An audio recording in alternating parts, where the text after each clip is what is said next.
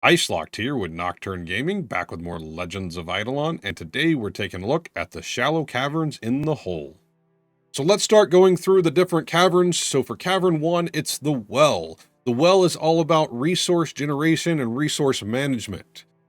Initially, you're only going to have one type of rock. There are 10 total rocks that you can unlock.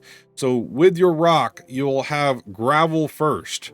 Now, initially, you'll only have one bucket generating a fill rate per hour. At base, this is a very low amount, something like 10 per hour. And then you also have a cap of that particular resource. This is shown on the very left side here. For you, it's going to be more in the center as you start out, but on the left side, it shows you basically how much of the resource you have, as well as the cap that you have.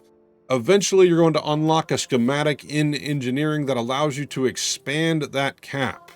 When you are able to expand the cap, then you can generate enough of the gravel to fill it all the way up to cap. And then as long as you have expand full bars on, it's going to eat half of the resource. So at first you'll have a cap of 100. It's going to fill all the way up to 100. It's going to take you down to 50. So eat half of it and then make your new capacity 150. So basically, every time you fill up the bar, it's going to expand the capacity that you have once you've unlocked that engineering upgrade, and I'll show you all of that in just a minute. So the next thing is you can spend this resource in basically two ways. Well, three ways if you include expanding the cap. But the other two ways are spending gravel in particular to generate an opal. So you can give him X number of gravel, and then he gives you an opal, and then it increases the amount of gravel that you need to give him to generate the next opal. So it's just a way, this is the way that you're going to generate opals very early on to be able to continue leveling up your explorer, leveling up your engineer. Initially, it's going to be one or two that you're going to get, but as you can see, I'm at 12 now, and I could potentially, basically overnight, get 22 billion to generate one more opal if I need to. So the next thing is you're going to have an option by scrolling up on the bucket. So if you click on the bucket, it's going to show you which bucket that you're on when you unlock multiple buckets. It's going to show you the fill rate. This is how much of that rock that you're going to generate per hour. And then you're also going to have an arrow up button on the side. This is going to allow you to select the next rock that you can mine, or you can fill up. Now, keep in mind that each bucket is individual here, so every bucket is generating this amount of resource. So every bucket for me is generating about 380 million rocks per hour. So with 6 buckets, that comes out to something like 2.3, 2.4 billion rocks per hour. But for you, before you've unlocked the next rock, it's going to have an option called Remove Rock Layer. And this allows you to basically fill up your bucket to remove the next layer to be able to start generating the next resource. So the next resource is gold dust, and then redstone, then mithril, and on up to all 10 of the rocks. Now, each layer is going to require a significantly amount more of the resources to unlock the next layer. So the idea is to generate the resources that you need and keep unlocking layers as you can do it in a short amount of time. You really should not be spending a full day unlocking a single layer. If you can do it in probably 5 or 6 hours, I would say it's worth it. Some of this is important because of the bonuses that you can get for multiplying your fill rate based on how many times you've expanded your bars. So the more rocks that you have unlocked means you have more expansions to give you more resources or more fill rate per hour. So that's basically the setup of how the well works. It's pretty simple. It's decide which resources that you want each bucket to fill up on. They can all be the same. They can all be different. It's a mix match, whatever you want to do. Your optimal situation is going to be expanding all of your bars relatively equally until you get to the 6th bonus in the measurer. And then you're going to need a lot of the brunite ore to be able to upgrade your bucket fill rate even more. Now, As you're upgrading things in the engineer, it's going to need different amounts of different rocks and other resources. So you may be spending a decent amount of time collecting other types of ores to be able to unlock new schematics. So now let's talk about ways to make Cavern 1 more efficient, and this is going to be in 4 different ways. 2 of them are on the surface level, and 2 of them are in other caverns. Now this does require you basically doing everything in the hole because everything kind of mixes and mashes together. So keep that in mind as we go through the different caverns. There's going to be more things that are going to make sense for you. So first up is the engineer. Different schematics will give you bonuses to your bucket fill rate. Early on, this is a lot of them. Start with better buckets to multiply it by 50%, so from 10 per hour to 15 per hour, makes it significantly faster. Then you get load and some load, which gives you more bucket fill rate based on the Motherlode ore that you mine in Cavern 2. So the more ore that you mine, the more bucket fill rate that you get. Now, you can get a decent amount of bucket fill rate early on. However, don't spend too much time on this as you will get more resource or more fill rate from other things that are much more significant, so don't spend too much time on this. You do want to just keep unlocking layers, which we'll go over in just a minute. After that, you have hiring the hounds, which gives you more bucket fill rate based on Cavern 3. I'll make this make more sense later, but basically the more of the hounds that you kill on each of the different classes, the more bucket fill rate that you get. This gives me a total of 151 per hour with my current kills on each class. Moving on, we have Bar Expander Orama, which is what we were talking about earlier. Basically, as you fill up the bar, you have the option of expanding by eating half of your resource and then multiplying your total amount that you can collect. So the more times that you expand it, the more of a bonus that you're going to get, which is down at the bottom, which we'll talk about in just a minute. So next up is going to be the second bucket. This is going to be a huge upgrade for you. So as soon as you can, you want to unlock this. This is just going to give you a second bucket, which is basically doubling your bucket fill rate. So all of your other bonuses times 2. And then this also allows you to choose between all on gravel or 1 on gravel, 1 on gold dust, so the more buckets, the better. After that, you have the Motherlode and bucket synergy gives all your buckets a 10% multiplier per Motherlode layer you've unlocked. So this bonus is much more significant than having a ton of ore mined here. As you can see, 47 per hour versus I'm at currently 19 or 20 on the layer. I'm getting 6 times multiplier from this, which is much more significant. So keep that in mind, that getting more layers is better. After that, we have the big deal here, which is Expander Extravaganza, which gives all of your buckets 20% more fill rate based on how many times you've expanded all of your rocks in the well. So keep that in mind, that the more expansions you can do, the higher this bonus is going to be for you. Eventually, you get even better buckets for bucket fill rate from 15 an hour to 20 per hour. This is base rate, so it does help significantly. From there, you have the third bucket that you unlock, a schematic that gives you more damage based on how much gold dust you have. That's just kind of a side note for you. Then you also have the fourth bucket later on. As you can see, it just keeps going and going. So the more things you unlock, the more bonuses you're going to get to your bucket fill rate. I'm currently at 6 buckets, I believe. So here's the 5th bucket and then the 6th bucket. This was the latest thing I unlocked at level 14 engineering, and we're still getting bonuses to Cavern 1, the well. So after this is going to be talking about bonuses from the Measurer.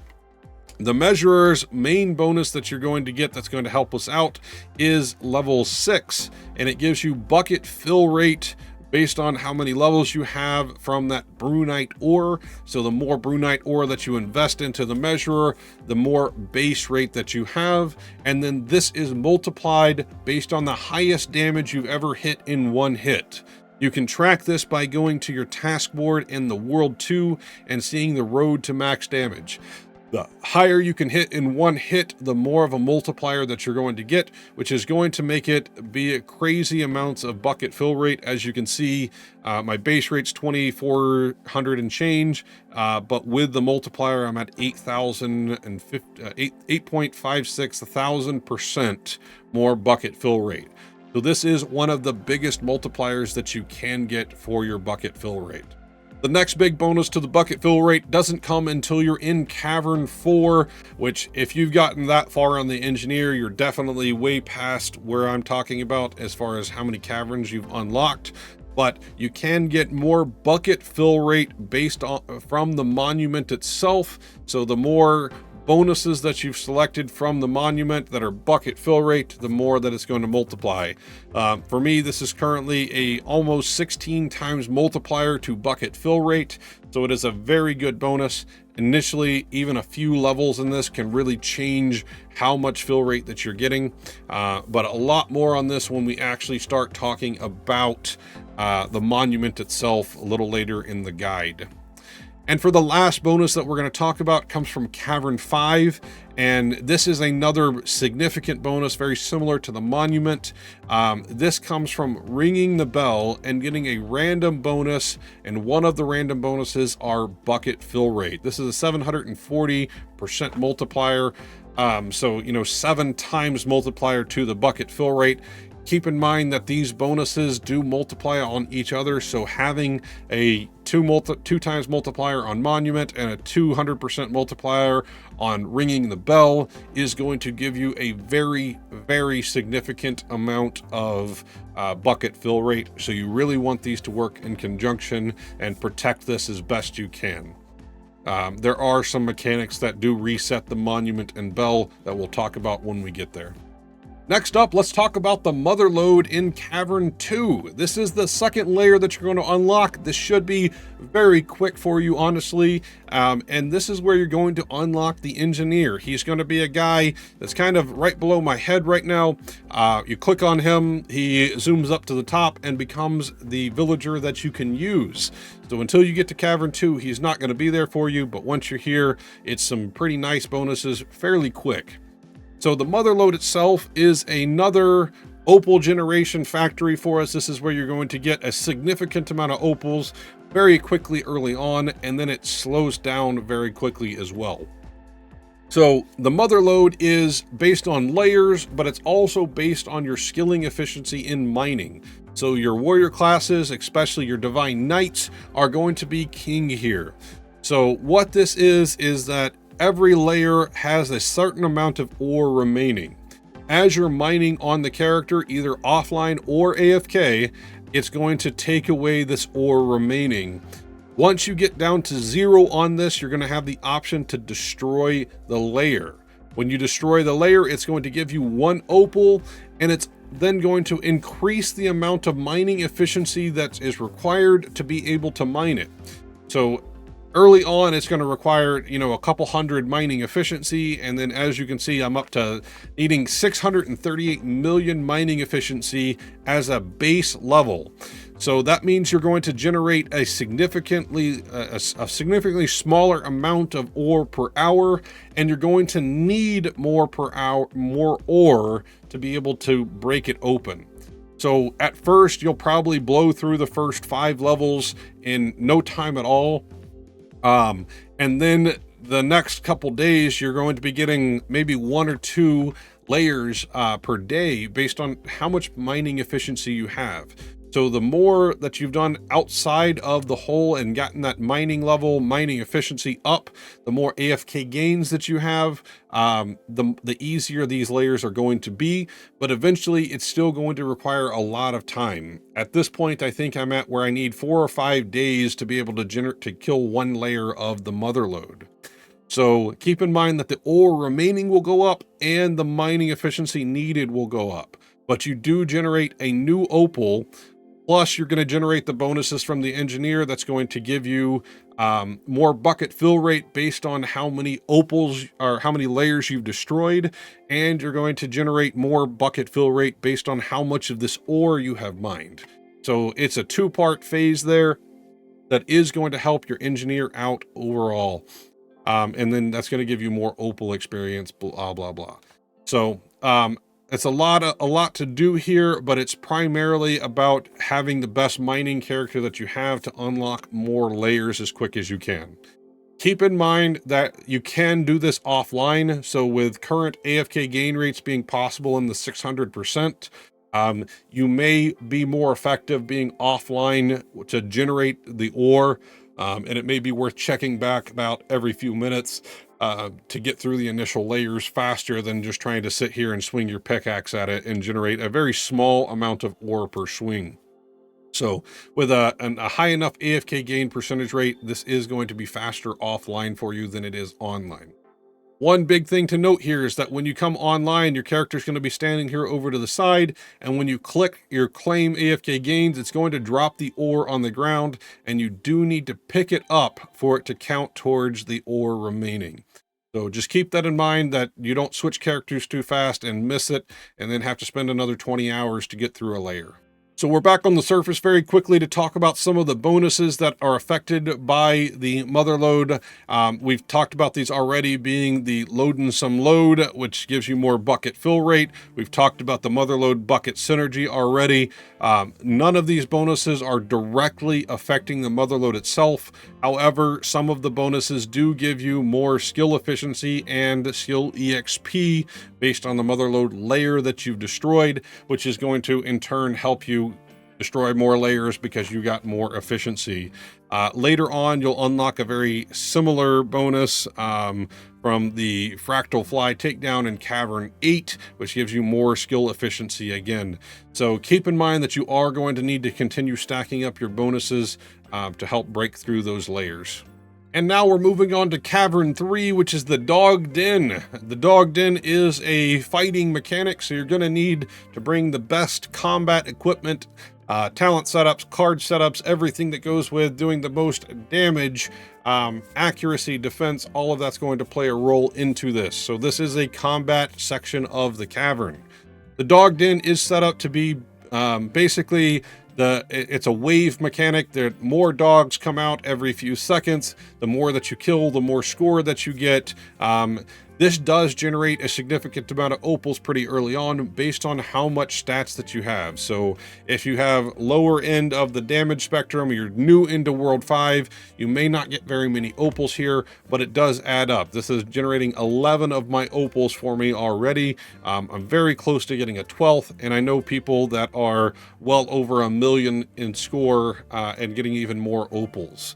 So the mechanic here is basically that you fight dogs to generate score, and then you have amplifiers that you unlock from the engineer to give you a multiplier on that score to make it even higher. However, every amplifier comes with a penalty.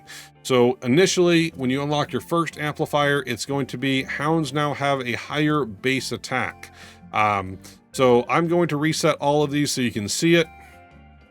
So the first one is going to be a base attack. So it's going to give the dogs more damage. So the more defense you have, the more food, the better the food. All of the things that reduce the damage that something deals to you, the better.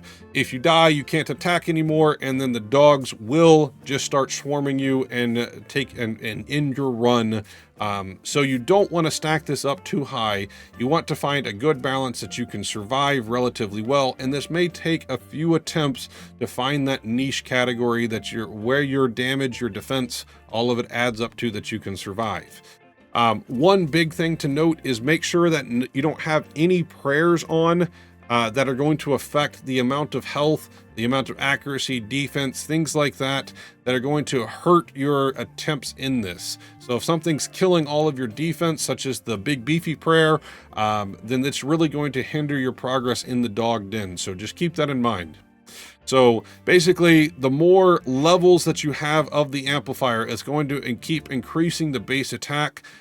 This goes all the way up to level 100, which I believe is something over 1 trillion damage. It'll take just a second here. So at level 100, it's 418 trillion more damage. So this does get to a point where mobs will just one-shot you very easily based on how much damage that defense that you have. So even for me, level 100 is impossible at this point. to survive being hit by that. However, if you're killing them fast enough, which you can do early on, then maybe you do live and you can make it work for a small amount of score. But this is based on the number of waves that you can get through. Basically, the more dogs you kill, the higher that score will multiply. Initially, dogs are going to be worth a small amount of points, and then the later waves are going to be worth more points. So after that, our next multiplier is going to be for the accuracy. Accuracy is another stat that we need, but this gives it where you need a set amount of accuracy to be able to hit the dogs at 100% hit chance. This starts very low at 6k accuracy, but then it does stack up very quickly. This means that the Shakracy bubble in alchemy is going to be much more useful, and getting to ridiculously high levels on it is going to give us an edge up on getting more score here. So you may need to invest more points into FMJ, into Shakracy, to be able to get the most out of the amplifiers in the Dawg Den. So as you can see at level 100, this is going up to 101 Q accuracy for 100% hit chance. For me, I'm at 27 trillion, nowhere near the accuracy that I need to be able to actually make this work. So I believe with my accuracy, I can get to somewhere around 65 to 70 and still be able to have 100% hit chance, to give you an idea.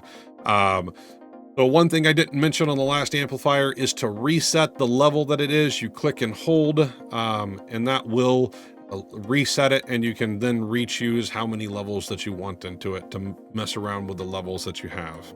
So to give you an idea, we're just going to let this run for a second. As we kill a hound, we're getting 13 points here. This is very base level, but if I let them live, if I don't attack at all, then these hounds will eventually start generating fear. A little skull goes up, and once that bar fills all the way up, it ends the run for you. So this is not about killing them instantly, but it is about killing them quickly enough that they can't generate that fear. Now, right now I have enough defense that these mobs aren't doing any damage to me. However, if I had the multipliers, or if I kill enough of the dogs, then they're eventually going to do enough damage to be able to one-shot me, which means that will also end my run because I'll have no way to stop the fear generation. So the last thing that we want to talk about is how to get the most effect out of the Dawg Den itself. We need to do two types of runs to be able to get all of our bonuses. The first is going to be going for score. So the score is about finding the right balance of amplifiers that you can survive and get enough waves to generate the highest score. This is going to give you more opals, okay? The other option is going for the number of kills, okay? So dogs will scale up based on the number that you kill, so they're going to have more health, more damage as you kill more, but we need the highest amount of kills that we can get for each class. This is because of the camp engineer bonus at the very top. So this gives you more bucket fill rate per hounds defeated on the best run of each class. So currently I have 400 kills on my 3 primary classes and 200 on the beginner, which is giving me 151 more base bucket fill. So this is a very good thing for you. However, you need to do a run basically without any amplifiers to just get enough kills to get the bonuses from this. So there's a kills run and there's a score run. So keep in mind that you do need to do multiple runs of kills, just one on each class, and then also quite a few runs to get to the highest score that you can possibly get to. Next up is Cavern 4, which is the Monument of Bravery. The Monument of Bravery is a statue that is another AFK mechanic to generate bonuses for you, but it also generates a ton of bonuses through the hole and outside of the hole as well. The Monument of Bravery's mechanic is that every 20 hours you're able to tell me a story and fight through waves of mobs in a text-based fight simulation to be able to generate new bonuses. We're going to go through a run here in just a minute, but to give you an idea that this gives you opals. Basically every opal that you get, it reduces your chance to get another opal by 50%. This will make more sense as we go through a wave here in just a minute. So far I've only generated 6 opals from this, so it's not a lot. But then the other thing is it generates bonuses every time you kill a monster in this text-based simulation. These bonuses can be anything from more bucket fill rate to more mining efficiency, cooking speed, EXP gain for your villagers, gaming bits for those that haven't unlocked all of the super bit bonuses like me, damage to all characters, and then basically the more waves you get through, you start unlocking access to more rare bonuses. So initially, you're not going to see bonuses to things like damage for all characters or bell ping rate, but you will see bonuses to mining efficiency, bucket fill rate, EXP gain, cooking speed. But then as you get to the higher waves, you'll start seeing a chance for these newer bonuses that are a little bit better. So keep that in mind. One of the big things I will tell you is that there is a priority list on the resources that you're gaining from, or the bonuses that you're gaining from these waves. This generally starts with, if it's an opal, take it. After that, you're going to take things like bell ping rate if you have access to it, and then it's bucket fill rate and villager EXP, and then all of your other bonuses. Now, everybody's account's in a different stage, so if you're at the point that you're like, I really need more bits to be able to unlock this new bonus that's going to change everything for me, well, then take the bonus. It's not a big deal. You're going to be able to do this tell me a story thing every 20 hours, and they continue stacking up. So you may be sacrificing bucket fill rate, but maybe you're progressing another part of your account, and that's all right. So even though I'm telling you the priority now, keep in mind that your account may be a little bit different. So the next thing to talk about with the monument is that the AFK hours. Basically, every hour that your characters spend AFK on the monument, you collect hours and it unlocks new bonuses here on the left-hand side. Initially, this is very simple, something like 20 hours, and then it goes on up to 100 hours, and then 300 hours, and then 750 hours, on down to 24,000 total hours to be able to unlock all of the bonuses for the monument. Now, the bonuses that require AFK hours directly affect the text-based fights. They are not affecting the multipliers to the bonuses on the right-hand side of the screen that I've seen so far. Maybe it does when we get to 10 or 24,000 hours, but as I've seen so far, it is just affecting the fight itself. So the last thing to mention here before we do a tell me a story is the reward multiplier. So every 20 hours, you're able to fight the Monument of Bravery and stack up more bonuses. However, if you wait longer than 20 hours, then the reward multiplier starts stacking up. So at this point, I'm at a 1.6 multiplier. So all of the bonuses I get from my next run will be another 60% added to the bonuses that I get. With the exception of opals. Opals do not multiply. It is always 1, but everything else does multiply. So I haven't actually gotten 187 levels of bucket fill rate. It's just I've also had some small multipliers. Usually 0.2, 0.3 is when I tried to do it, which is somewhere around the 24-hour mark. So you're doing this basically once a day, unless you use things like the lamps available in the gem shop, and that does speed up the progress of being able to do Tell Me a Story again. Before we get into the fight itself, I do think I should mention the bonuses that are available from the Engineer and the Measurer, as that's going to affect the choices that I make while doing Tell Me a Story. So that is something that you should be aware of.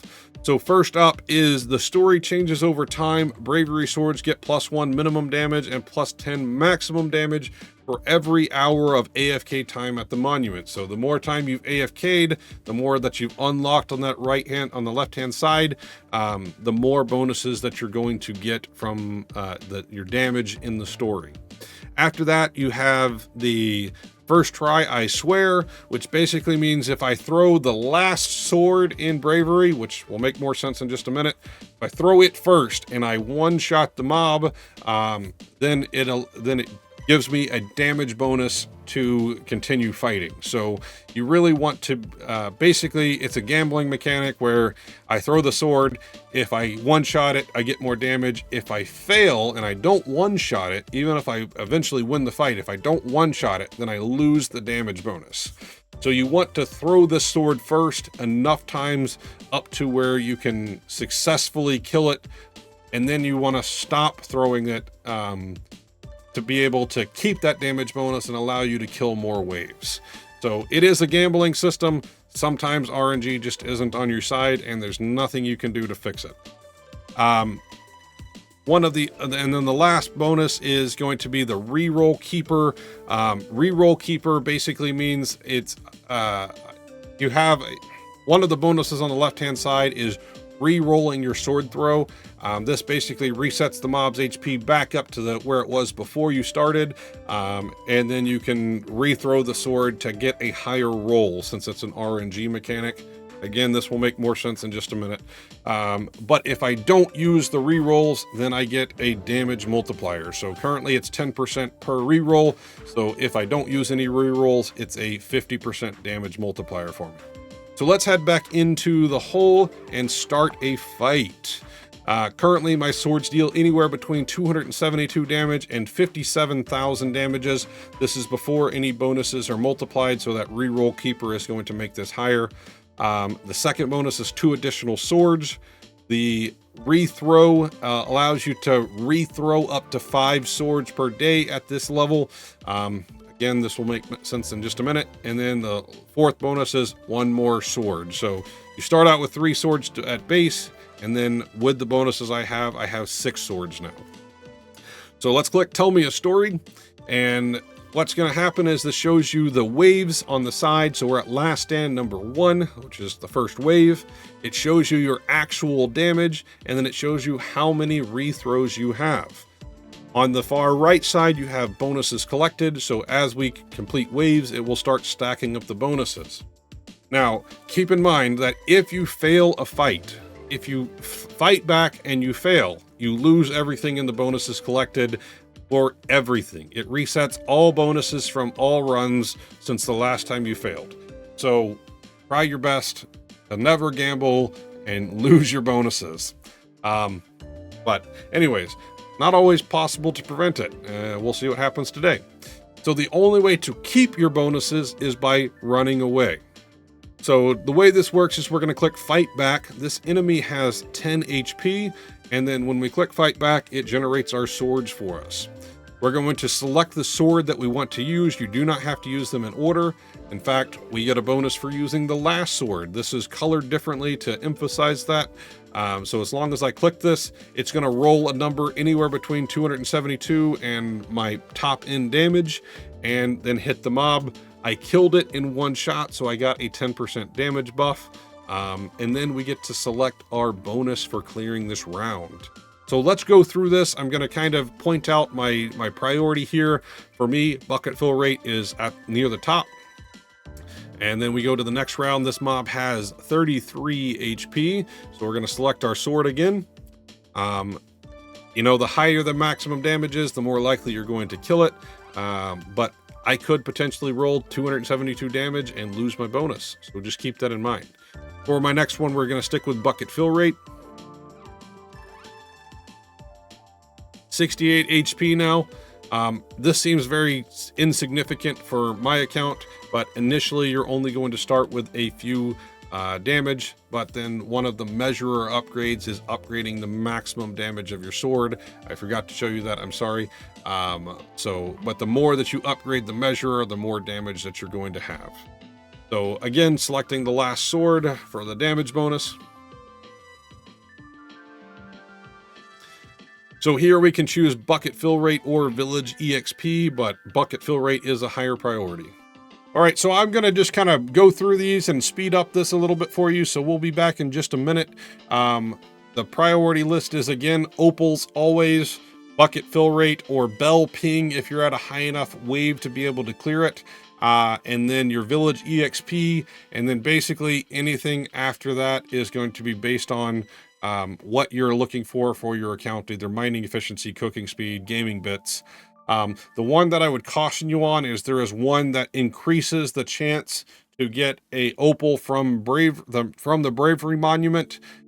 Keep in mind that it is a 50% penalty for every opal that you find, so generating a lot of levels into that may not be worth it.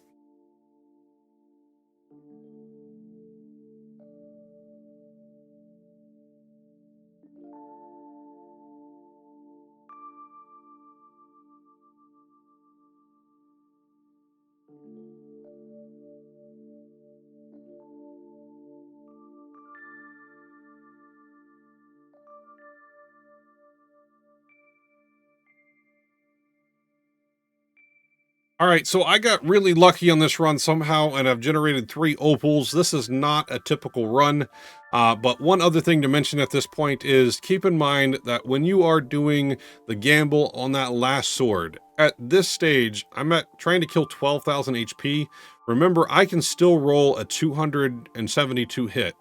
So somewhere in this like 10 to 15,000 range for me is about all I want to risk on it, and that's going to allow me to kill more waves later.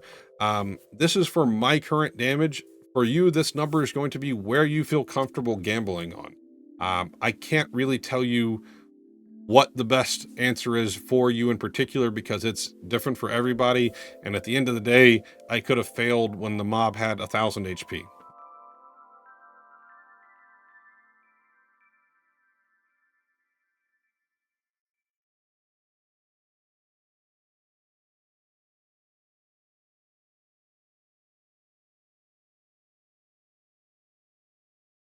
All right, so this is the rethrow mechanic that I wanted to show you. Now, at this stage, I probably won't rethrow this because I've got 4 more swords or 5 more swords.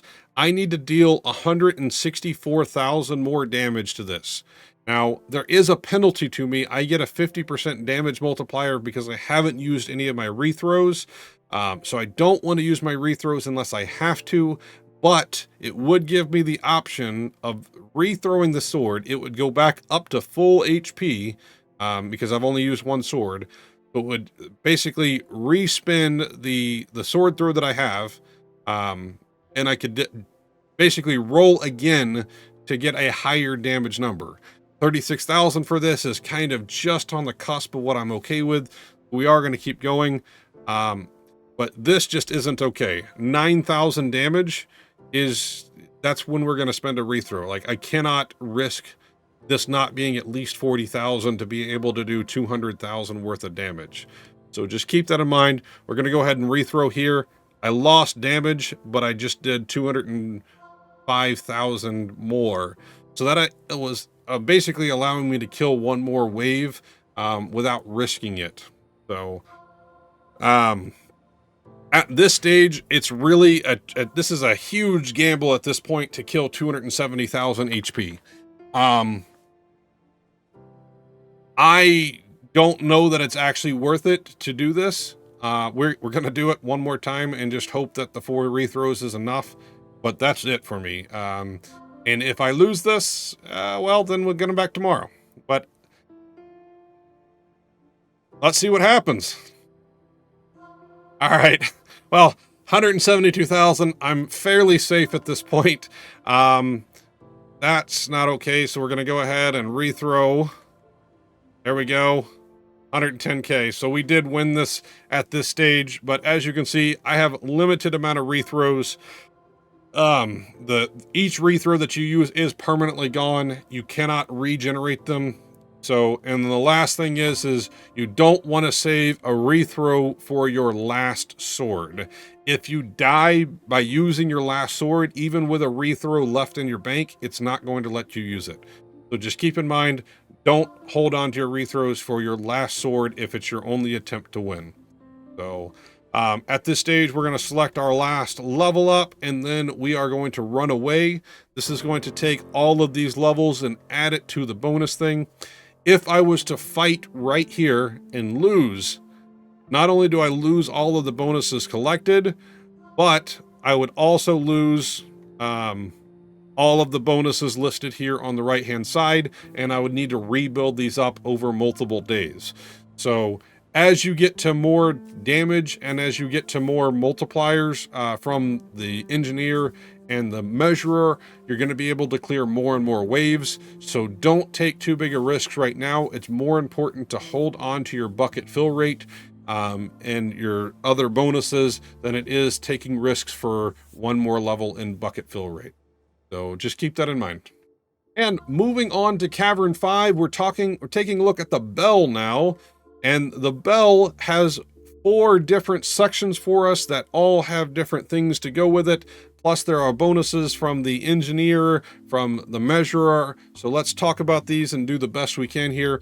So the bell starts out with ringing the bell. Ringing the bell generates a set amount of bell power every hour, and then you can spend this resource clicking ring the bell.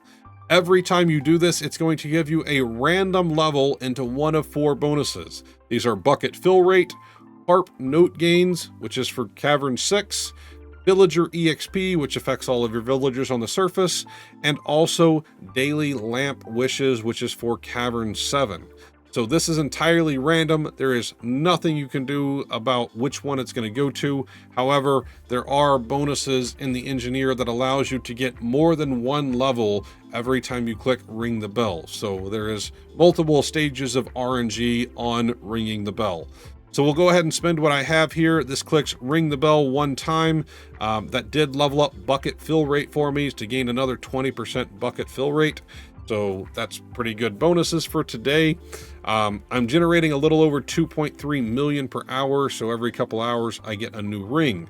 However, every time I ring the bell, the cost of ringing it goes up. So right now, it's taking me several hours to get 1 ring. Initially, you might be getting multiple rings every hour. So next up is going to be the pinging the bell, and this is the opal generation mechanic for this cavern. This is very similar to ringing the bell, except it is basically you generate ping as a different thing, so you have to select which one you want to use. You can only generate 1 color at a time, so I can generate ringing the bell or pinging the bell or cleaning the bell, but you have to select which one you want to generate. This currently generates 584,000 ping per hour and requires 9.2 million ping to generate an opal. So one big thing on this is opals never reset. So when you get to the 4th color in just a minute, you can reset the bell, but opals will not reset. So you don't have to worry about that. So this is more about generating enough ping per hour to be able to get more opals. So next up is going to be cleaning the bell. Cleaning the bell is an unlocking improvements to the bell. Cleaning the bell, it starts out with a 100% chance. You just need to generate enough of this to unlock the first bonus. The first bonus gives us bell ring per hour. So this is ringing, so bell ring per hour. This bonus is leveled up by spending the money that you generate from everything else in the game. So the more money you have, the more bell ring per hour that you're going to get, which is how you get this ridiculous bonus. And you're generating, millions per hour instead of the base 10 that you start out with. So, anyways, after you unlock the first bonus, this goes down to like a 60% chance to unlock the second bonus, and it's going to require more clean the bell resources. So you're going to spend more hours and have an RNG to fail on unlocking the next improvement. The second improvement is bell clean per hour. So once you unlock cleaning the bell, the second improvement, you can then spend mithril ore to level up bell clean per hour, which is going to change how much you're going to generate per hour on the bell. The third one is going to be more bell ring per hour, and you spend gaming bits to level it up. This will allow you to, this number right here, the bell ring per hour, multiplies with the first multiplier just to allow you to generate even more ring the bell per hour. After that, then the 4th upgrade is more bell ping per hour. This is spending harp notes to upgrade how much of the green resource that you generate. So the more harp notes that you can generate, the more bell ping per hour that you can get, which allows you to get more opals quicker. The 5th upgrade is going to be more bell ring per hour based on how many atoms that you have. So your atom collider in world 3, we now have another use for a massive amount of atoms. This at level 156, I believe I spent 4.5 billion atoms to level it up to level 156 to give me more bell ring per hour. After that, the 6th bonus that is currently in the game is currently not in the game. It requires question mark resource. We'll see what is added later on in the caverns or what lava decides to do for resources that we need to get more bell ring per hour once again. So after cleaning the bell, the last thing that we have is renewing the bell. This requires us to spend 25 hours of AFK or of bell hour generation to renew the bell. This allows you to reset all of the bonuses at the bottom. You do keep the improvements that you have and the opals that you found.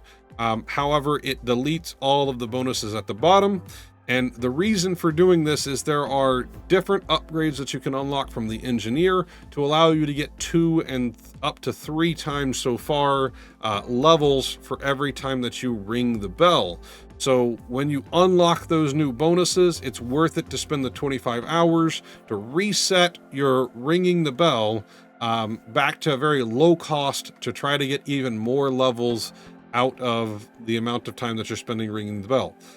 Keep in mind that at this point, you're probably going to have, several 100,000 or million ringing the bell per hour. So you're going to be able to very quickly generate a good 50 levels or 30 levels in each of the bonuses. So you spend a short amount of time without the bonuses to get even more bonuses. So at this point, let's head back to the camp and look at some of the bonuses that we can get for ringing the bell. And we're going to start with the engineer bonuses here. So the first one is actually double dinger ringer, which gives you ringing the bell now has a 30% chance of giving +2 levels to a bonus instead of +1. So this is the main thing that we're looking for as one of the times that we may be resetting the bell to get even more levels. However, depending on how much you've invested into the gem shop, may be able to skip resetting it this time and wait for the next bonus, which is a little bit farther down. Where did it go? Here it is. Triple tackle tinkle, which gives you ringing the bell a 30% chance of giving +2. So now it's 60% chance for a +2, and also a 20% chance of getting 3 levels instead of 2. So at this point, it is 100% worth resetting your bell and trying to generate even higher levels to get more bucket fill rate, village EXP, harp note gain, and so on and so forth. One of the other big things that you're going to need for the bell is going to be improvement stacking. So for every 25 levels across your improvement methods, so 6 bonuses in the top right hand corner, so every 25 levels gives you a 10% multiplier to all of your other improvement methods. So at this point, I have a 19.2 times multiplier to my improvement methods, which is giving me a ton of extra ringing, pinging, and cleaning. There is nothing at this point that generates more renewing at this hour, so it just requires a flat 25 hours to renew the bell, even with these bonuses where I'm currently at. The last one is going to be RNG oxidizing layer, which when you clean the bell and fail, the success chance goes up the next time by 25%. This is a multiplier to the percentage. So if we go back to the bell right now and we look at cleaning the bell, so right now I have a 12% chance. If I failed on this, it would go up to a 15% chance. It's not adding 25%. It's multiplying it by an additional 25. So it's a 15% chance, and then, 18, 19, and then so on and so forth. So this makes it where you could very easily generate enough resources, and maybe it takes you 3, 4, 5 attempts, but eventually you're going to get to a high enough percentage that even if you're failing, you're going to still unlock these improvement methods. Keep in mind at this point, spending the 8,000 clean per that you need to unlock the 6th improvement isn't worth it, but it will be unlocked in the future. So if you have the spare time, it's not a bad thing to unlock. The last thing we want to talk about is the measurer bonus that we can get. This is a very big deal for us. This is bell ring and ping rate by spending the ore from the I don't remember which ore this is. Let's check it out. By spending the cobaltine ore, we can upgrade the measurer bonus for bell ring and ping rate. This is multiplied by your Death Note points. So all of the points that you generate in World 3 on your Death Note multiplies your bell, ping, and ring rate. This is all of these points that you generate here. So 10 points for 100 million kills. I believe it's another 10 points for the Eclipse Skull. So every Eclipse Skull that you have is giving you 20 points to that total multiplier for every world that you do this on as well. So the more Death Note points you have, the more bell, ring, and ping that you're going to have. And that's going to help you with your resource generation, bucket fill rate, village EXP, and so on and so forth. So it's definitely a very big deal to make sure that you're upgrading this as much as possible fairly early on. And as you can see, I'm having a 8,000, almost 8,000% bell, ring, and ping rate from this multiplier. Remember to hit that like and subscribe button and drop a comment if you're enjoying our videos. And a huge shout out to our patrons. Your support means the world to us. If you would like to become a patron, check out the link in the description for more details. And be sure to visit our merch store so you can get some pretty cool stuff. If you have any thoughts or questions, let us know down below, and we'll see you next time.